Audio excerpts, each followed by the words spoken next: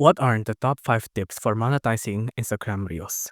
The first one, create sponsored content for brands. This is probably the one you see the most in Instagram, people doing sponsors.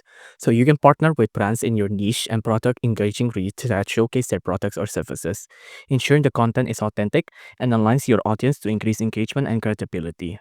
The second one, you can leverage affiliate marketing. You can include affiliate links in your bio or Instagram story and create reels that promote specific products. Highlight the product benefits through tutorials, unboxing, or reviews, and include a strong call to action to drive sales. The third one, promote your own product or services. Use reels to showcase your own merchandise, digital products, courses, or services. You can offer exclusive discounts or limited time offers to encourage immediate action. You can sell your products in your own website, or you can use things like Shopify here, for example, so you can make the selling process much easier.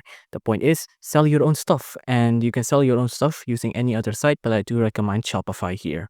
The fourth one, host live streams with Instagram badges. You can go live to engage with followers, offer valuable insight, or run Q&A session. Encourage viewers to support you by purchasing badges during the stream.